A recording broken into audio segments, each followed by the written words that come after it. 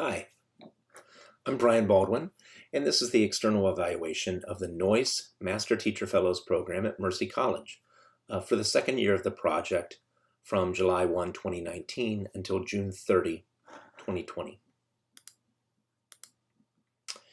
The overview that we'll start off with here describes the recruitment and the strategies for recruitment for the second year, the different courses that the fellows take, the structure of the program, and the multiple data sources that were used to make sense of the project and the outcomes of the project for the second year, including the Science or Math Teaching Efficacy and Beliefs Instrument, the STEBI or the MTEBI, the Questionnaire on Teacher Interaction, the Teacher Collaboration Assessment Rubric, the Danielson Observation Framework, the Teaching Engineering Self-Efficacy Scale, and observations and semi-structured interviews with stakeholders. And finally, I'll end with some analysis and recommendations. So for recruitment, the recruitment for the second year was built upon very strong existing relationships with local high needs districts, both from year one of the project, but also from previous projects that the administrative team had been associated with in and around Mercy College, which is located just north of New York City in Westchester County. So again, there were 14 total teachers that were recruited, combined between cohort number 1 and cohort 2. And the strategy here is to continue the relationship with the districts, and good work begets strong interest in recruitment. So in other words, word gets out when a project is good enough to be involved with for teachers. So program coursework and structure. There are 3 required courses in this program. One course that's called Enhancing Science and Mathematics with STEM, another called Engineering for the Classroom, and finally a course in Leadership in STEM Education.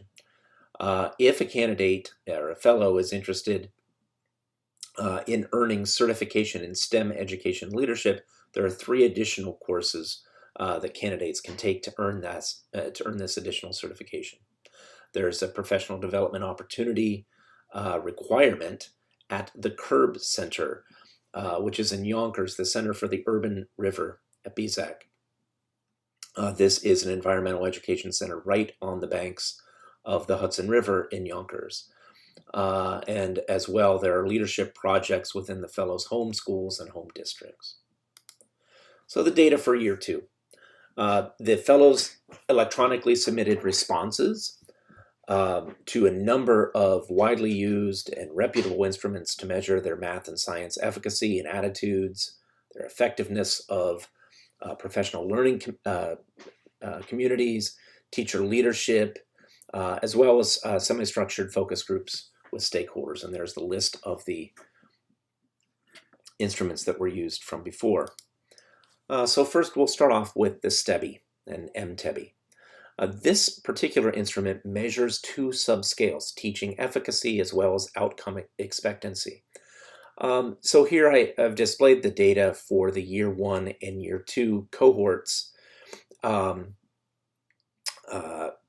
separated into science and math. And so the issue that I'd like to point out in this data is that as we look at the science scores between the first year and the second year, the efficacy values increase from 4.03 to 4.40. And the math scores for teaching efficacy also increase from 372 to 4.43.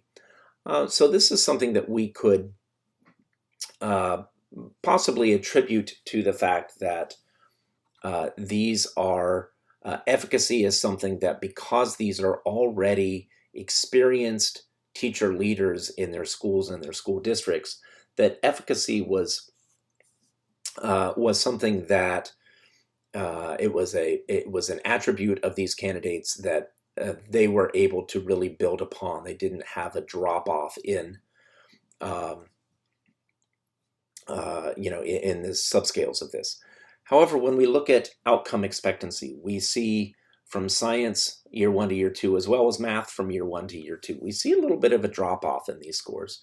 And I think that that we can attribute that to teachers that are very good teachers might look at themselves as being effective teachers in the classroom, but not necessarily as effective when it comes to their professional abilities to really think about what their students are expected to learn. And so we might think that between year one and year two, candidates learned a lot about assessment of their students and realized that they didn't know as much as their experience might warrant. And so we see a drop off of scores between year one and year two. The QTI, these are teacher reported scores that were really predictions of how the fellows felt that their own students would rank them. So the scores on these subscales really show that they were flat from year one to year two, and that they were fairly successful, or they felt that their own students would categorize their teachers as being fairly successful. So this is something that we'll continue to look at. The teacher collaboration assessment rubric. This was actually an instrument that was administered to the administrative team of the project itself. So these are faculty members and associated senior personnel with the Noise Master Teacher Fellows program at Mercy. So this was trying to get the administrative team's experiences and thoughts and with dialogue, decision-making, action, and evaluation. So this is a scale from 0 to 2, and we see that there are very high scores in year one and year two, and in fact, increases in all of these subscales between the first and second year. So all of these scores we feel are pretty solid, and we're going to continue to keep track of this as the program continues. The tests, the Teaching Engineering Self-Efficacy Scale, this was measured during administrative PLC time as well. And there are a number of subscales that actually you can read more about these. There's not enough room on this slide. You can read more about these in the full report. And again, this was the first year that the engineering course was taught in the program. So these are just baseline scores.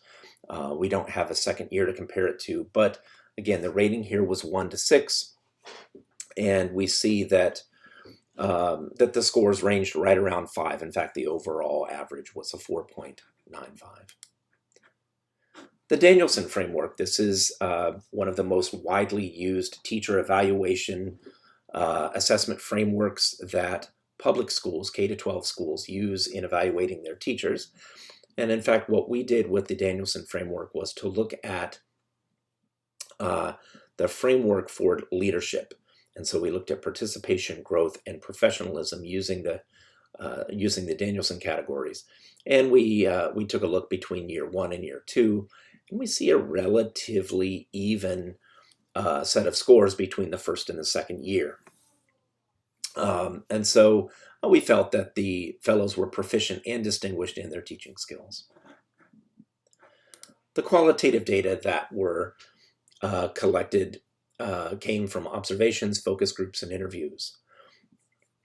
And so there was a high degree of collaboration on the project meetings involving discussions around recruitment of fellows, planning the syllabus, programmatic direction, and decision-making for the project. As the external evaluator, I was on most of, if not all of these calls throughout the course of the year. Almost all of the program personnel participated in meetings either in person or remotely, especially after March as everything went remote. These meetings happened every 2 to 4 weeks during the planning time, and in fact more frequently during the semesters. The instructors of the courses were also involved in these calls, and they reported that the fellows' high degree of willingness to try out new strategies in their classes because they were veteran teachers with their own classrooms, made the experience much more successful for the fellows themselves, as well as for the instructors of these courses. Everyone also mentioned that the fellows were incredibly willing to grow and to lead. And in fact, that is one of the goals of the Master Teachers Fellows program, is that the goal of the project is to really try to help to develop practicing teachers into teacher leaders in their districts. So an analysis and a summary of this, there is a high degree of recruitment and participation from the fellows and from the neighboring school districts. This is a high-functioning professional learning community with the administrative staff and the faculty involved in the project. There's a high degree of willingness for the teachers to self-select for more leadership training and responsibilities. In fact, these are all teachers in schools that have been selected by their administrative staffs to participate in this program because they show characteristics of being teacher leaders in their schools. The fellows were worried that their students might not find their own helpfulness and skills at high levels. This is something that we're going to continue to look at with the different instruments that we're using. The fellows were proficient and distinguished in their skills, and it was a successful year from planning to recruitment to execution